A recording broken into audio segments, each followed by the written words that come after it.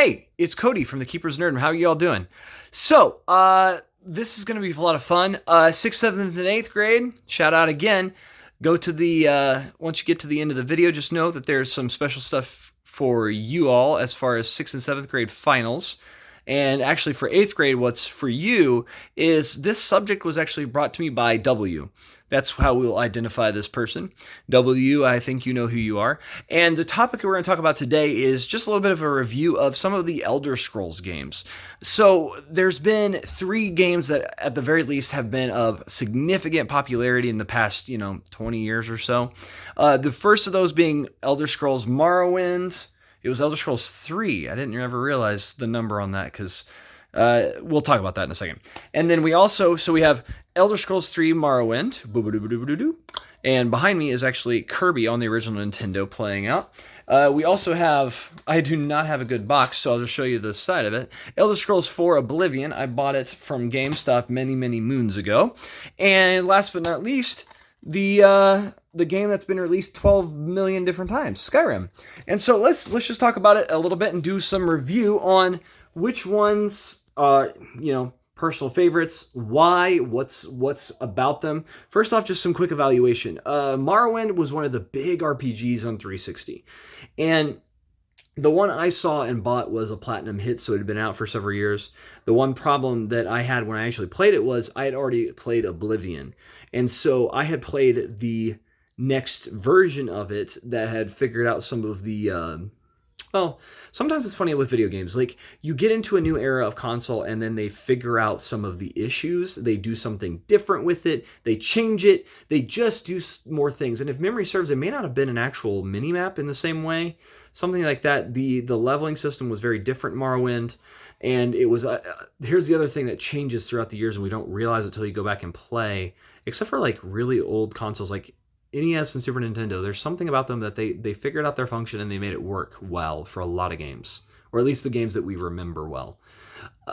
There's a clunkiness that can happen in generations of games, and so Morrowind has a clunkiness to it that it just feels...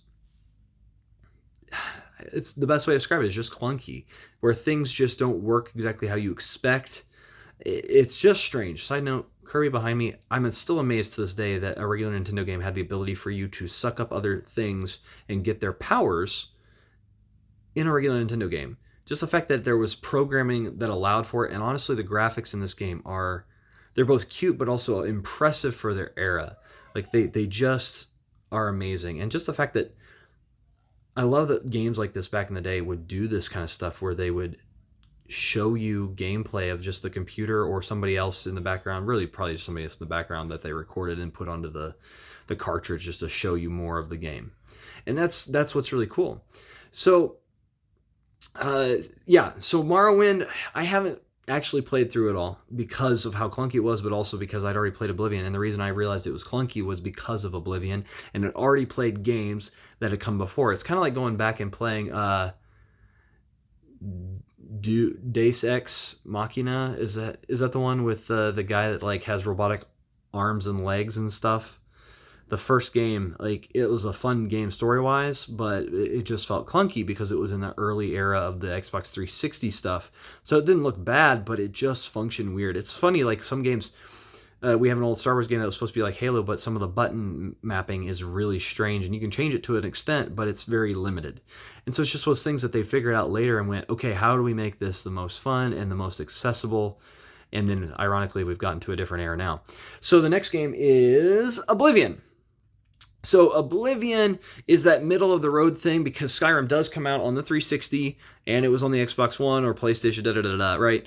And Oblivion, if you haven't played it, it fixed a lot of the clunkiness. The leveling system is still a little bit confusing, but it actually makes a lot of sense once you understand it. And it's an amazing way to you can do a lot of training in the game to level up pretty quickly if you know what you're doing. Really neat, really cool. And so those are really awesome concepts about it. The other thing to note was Patrick Stewart is the voice of the king in the game. Spoilers. Which is just a lot of fun at the beginning of the game to see and experience. And here's the thing you need to understand. The world at the time was really, really good size. Like, it was really big. It was amazing. But as newer games have come out, they've gotten bigger. We'll talk about that with Skyrim. One of the things to note was that there's some repetitiveness in the game, but they try to do a really good job of going into different environments and atmospheres. And also the beautiful thing about those games is because it's an RPG, the side quests can be so amazing. Now you'll have some that are just they're boring, they're not as interesting.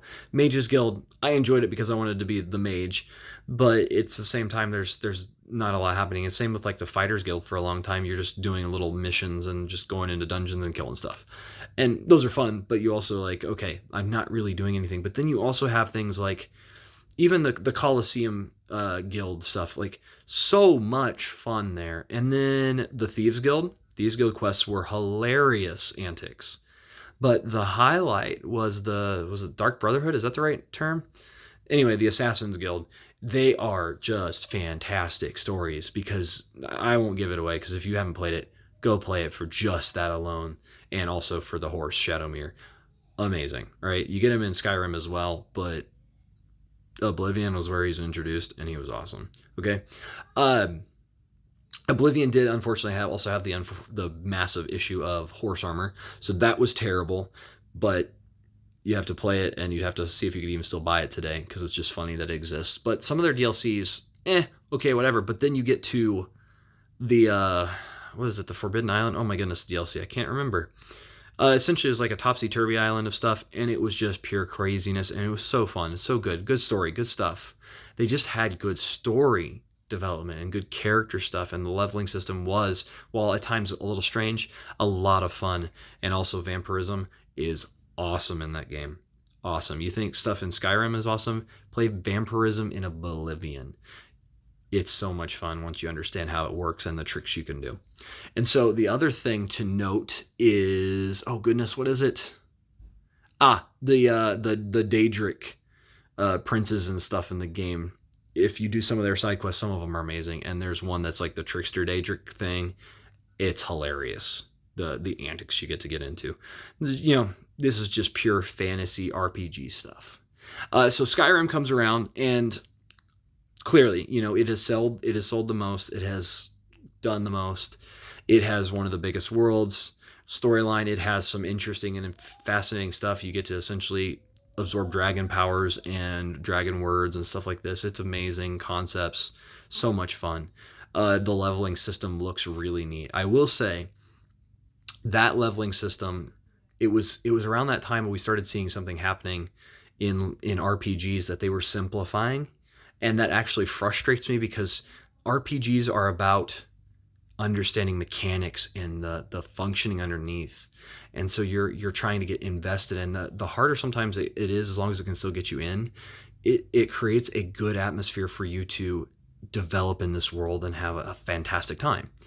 And so the more simple things get, it loses that. And it makes me nervous as things get more simple, because Fallout did this as well, where Fallout 4's leveling system was so much more simplistic than Fallout 3's or New Vegas's, because you had to, in New Vegas and Fallout 3, you had to at least like pay attention to what was going on behind the scenes, and maybe even look up some walkthroughs to go, okay, what does this actually lead to, or go down through the prerequisites and just study. Whereas Skyrim still has prerequisites and stuff, but it's the star constellation system, and it looks really cool, but it's just limited on the same thing of like, you're not, where Oblivion forced you to use a skill to level it up in a roundabout way, because there's a little bit more to it. But that was so much fun. You want to increase your armor a skill and be able to use better armors, you had to actually get hit with stuff. And so you would literally go sit in a corner and summon a skeleton and just let him hit you and heal yourself and just keep doing it. And it actually was able to get you so many different skills, because you could repair your armor, you would get better armor stats, you could fight the thing as well and get some weapon skills, or use your other stuff in the game, your mage things. And then that's the trick. That is the trick.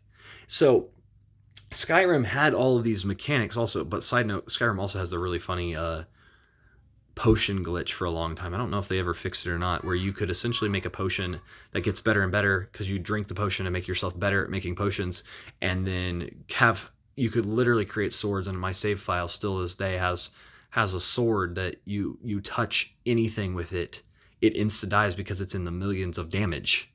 And if you know, you know. And that was the funny thing. Like, there was nothing funnier in Skyrim than shooting a dragon out of the air with a bow that you've done crazy things to because of the potion, and it dies immediately, but the game still makes it go through the animation sequence of dropping to the ground. It forces it to still go through the entirety of its death animation. And it's hilarious because you're like, I know you're dead, but I have to still just wait till you actually go to the ground. So, yeah, Skyrim has a lot going for it. I will say sometimes it feels very similar in the snowy environment atmosphere. It's not always like that, but for sure. But there's more of that, whereas Oblivion liked to change things up, except for whenever you went into the Oblivion gates, because those were very repetitive. After a while, you realized that, and you went, and we're done. So that's one of the things I just enjoyed more about Oblivion is the difference in areas more so. Side note, if you win the Colosseum Guild, you know, essentially go into the Colosseum and fight all these different opponents and stuff, which was really fun because it just changed constantly. You would get a follower guy that would just, like, little kid, or it was an elf or something, would follow you around, and he was super annoying, but it was really funny because you could do just funny little shenanigans because of that, like upgrading pickpocketing skill, because you could just send him out in the woods, have him look away from you, and just pickpocket him over and over and over, increase skill, stuff like that. Those were the fun things. Like, you could find these little tricks because you could get these followers, and then Skyrim has these followers, but you can't interact with them in that same way. So it's interesting. Also, side note, really fun. I don't remember which game or both of them have it. I think it is both Skyrim and Oblivion, where you could put poison things into other people, so reverse pickpocketing, and then they would eat it, and, you know, in the game you would watch them like paralyzed or die, and you're like, that was funny. Also, Oblivion had the duplication glitch, and I know I've got pictures somewhere on my Xbox 360 of rooms just covered in wheels of cheese and apples and other things just to increase skills. That's the fun stuff. Like, those were the things, just figuring out the game, doing the little things. So if I had to rate them, I would definitely put Oblivion, for me personally, at the top, because I think it really got most people actually hooked in a big way. But Skyrim, something about what they did with the advertisement or something, they just went ham with it. And it's got a bigger following. And so it's amazing. So Skyrim's definitely number 2 to me, and Morrowind's at the bottom. Not impressed with it is just because it was from a different era that I did not experience directly at the time. And it was too clunky. So, yeah, you know, and I would say overall, Oblivion and Skyrim are both fantastic games. That's the beauty of it. Like, Bethesda, right? Yes, yeah, Bethesda. My goodness. Bethesda makes some amazing games, and then sometimes they don't finish things and they make terrible games. But I am concerned for their leveling system and all these as they get more simple, because we've seen that happen over the years, and it doesn't need to. You know, I know it makes them more money, but it also makes a game not as interesting in the long term when the skill system isn't as in depth and full, and that you could still play and have a blast if you didn't understand the skill system. But if you understood it, you could get to funny shenanigans and do crazy things. And that's the beauty of it. And it would be something that would be a massive reward, but it'd take a long time. So anyway, those are where my thoughts are. So now we come to this part. 6th grade. Let's do this real quick. I'll ask you 2 or 3 questions. I'm going to give you the answers, but I won't give you the answers. So I will read out the answers, so that way you can write them down and maybe look them up. That's up to you. Okay, so the study of the Earth. Is it paleontology, geology, geography, or Curious George that got run over by a car? You decide. Now, the next one is this.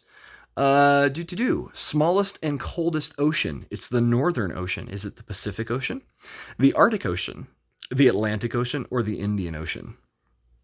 Now, the last one that I will ask you of, let's ask this one. Natives of the northern areas. All right, like we're talking North America, right? Keep that in mind. Is it Eskimos, Inuits, none of the above, or both option 1 and 2?